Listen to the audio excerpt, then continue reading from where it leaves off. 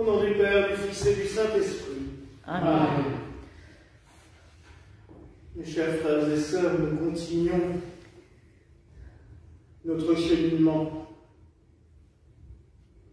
avec le Christ sur le chemin de la rédemption.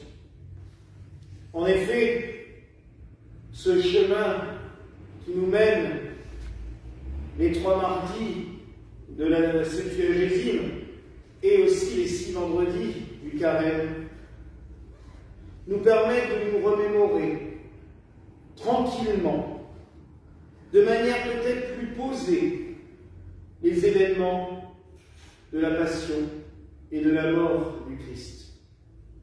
En effet, comme je le disais la semaine dernière, les événements entre le jeudi saint et le soir du vendredi, arrestation, agonie, arrestation, puis flagellation, puis condamnation, puis chemin de croix, puis crucifixion, mort, ensevelissement, tout cela, on le célèbre en même pas 24 heures et dans une espèce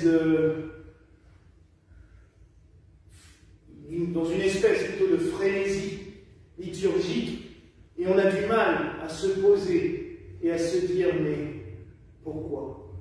Mais comment cela a-t-il été possible? Les anciennes liturgies gallicanes ont eu cette sagesse de consacrer 9 jours en tout à se souvenir des événements de la Passion. Aujourd'hui, ce n'est pas un événement particulier, mais nous faisons la commémoraison de la Passion du Seigneur. Commémoraison, c'est en même temps faire mémoire, mais aussi prier avec. Comme nous ne disons pas la fête des défunts le 2 novembre, mais nous disons la commémoration des fidèles défunts, parce que nous les englobons dans nos prières et nous prions avec eux. Et là, oui, mes frères et sœurs, nous prions avec le Christ.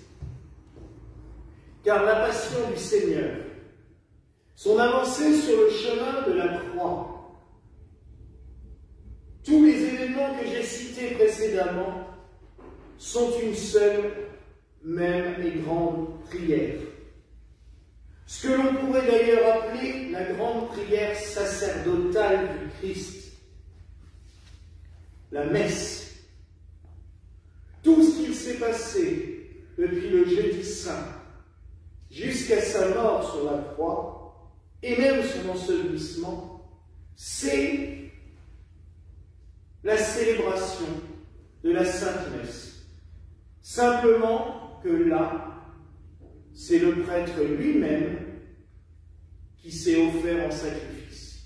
Il n'a pas offert du pain et du vin, il a offert son corps, son âme et sa divinité en sacrifice pour sauver l'humanité. C'est fabuleux. Nous pourrions peut-être d'ailleurs en profiter pour faire un pendant avec la messe.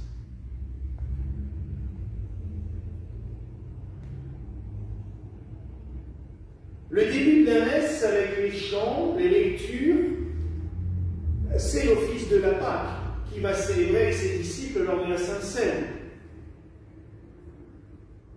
Tout simplement.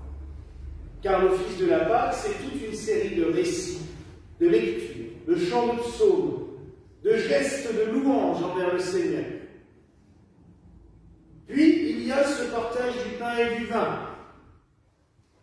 Et là, je dirais que c'est toute la consécration, l'offertoire et la consécration qui commence à ce moment-là et qui termine sur la croix. Quand le Fils de l'homme est élevé face à toutes et tous morts sur la croix, c'est au moment où le prêtre élève l'hostie et le calice et dit « Par lui, avec lui et en lui sont toutes choses. À lui la gloire pour les siècles et les siècles. Nous élevons le Seigneur à la vue de tous, mais surtout nous l'offrons au Père. Nous l'offrons à Dieu. Mais vous allez me dire, mais l'ensevelissement, il est où? Dans la messe, il n'y a pas d'enterrement du Christ. Et si, il vient s'ensevelir en nous. La Sainte Communion, le Christ vient demeurer au repos en nous. Car on oublie trop souvent que quand le Christ est descendu aux enfers, est allé au tombeau, est descendu aux enfers, il n'a pas été là-bas pour dormir et pour se tourner les pouces. On le dit dans les lettres de Saint-Pierre. Il a été évangélisé les morts. Il a été porté la parole. Il a été sauvé Adam et Ève. Les icônes orthodoxes de la résurrection nous le montrent. Le Christ sortant du tombeau, brisant les portes de l'enfer et tirant d'une main Adam et de l'autre main Ève, puis toute leur descendance. Quand il vient en nous à la communion, ce n'est pas pour y mourir, ce n'est pas pour y dormir, c'est pour nous sauver. C'est pour nous restaurer. C'est pour, mais restaurer pas dans le sens miam miam j'ai bien mangé, non. Nous restaurer notre nature, nous rappeler que nous sommes nous aussi appelés à la divinité, et surtout, nous ressusciter. Car quand lui ressuscite, c'est pour nous ressusciter toutes et tous. Donc quand nous recevons la Sainte Communion, nous ressuscitons avec lui. Et ça, c'est fabuleux. Donc oui, mes frères et sœurs, en ce jour, nous prions avec le Christ. Nous avançons sur le chemin de la croix avec lui. Je dirais que le chemin de la croix, c'est un petit peu quand nous donnons les intentions de chacun et de chacune. Nous nous souvenons des uns et des autres. Et on se dit, ben oui, le Christ, au long du chemin de croix, il a fait quoi? Il a béni les filles de Jérusalem. Il les a poussées à prier pour leurs enfants. Il a laissé sa trace sur le linge de Véronique. Il a consolé sa mère. Et même sur la croix, qu'est-ce qu'il a fait? Il a sauvé le bon larron. On dit d'ailleurs que ça a été la première canonisation et la seule célébrée par le Christ. Ben oui, puisque le Christ lui dit, en se tournant vers lui, « Aujourd'hui avec moi tu seras en paradis ». Le Christ a prononcé la première canonisation. Donc tout le chemin de la croix jusqu'à sa mort, c'est la grande intercession de l'Église, la prière. La mort du Christ, c'est l'Eucharistie. Ceci est mon corps, ceci est mon sang, et on l'offre à Dieu. Voilà, mes frères et sœurs. Je pense qu'avec ces quelques pensées, cette célébration de la messe sera différente pour vous et pour moi, car une messe n'est jamais pareille qu'une autre.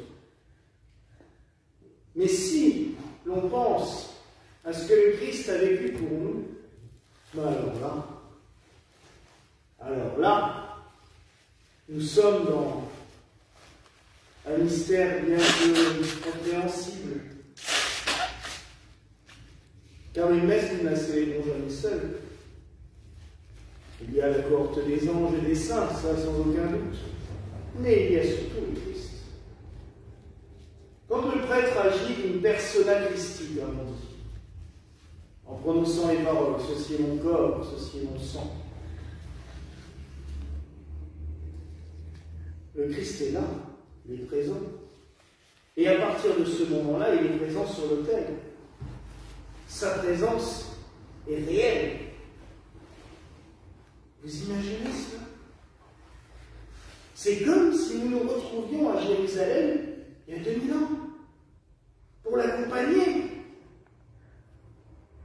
C'est fabuleux. Alors oui, mes frères et sœurs, en ce jour, souvenons-nous de la passion du Christ. C'est quand même fabuleux que l'histoire de la mort du Seigneur porte le même nom que les plus belles histoires d'amour, la passion.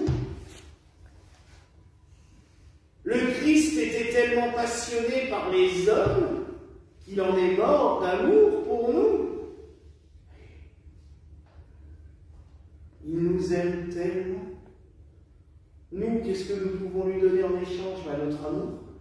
L'aimer. Partager cette passion avec lui. La vivre avec lui. Mais pas pour mourir et souffrir. Pour arriver au bout. Pour ressusciter avec lui. Pour vivre avec lui. Pour recevoir sa lumière. Alors oui, mes frères et sœurs, partageons cette passion avec lui. Vivons-la avec lui durant cette sainte messe et durant toutes les autres messes de notre vie. Voilà la grâce que je vous souhaite aujourd'hui. Au nom du Père, du Fils et du Saint-Esprit. Amen. Et que la paix du Seigneur soit toujours avec vous. Et avec mon esprit.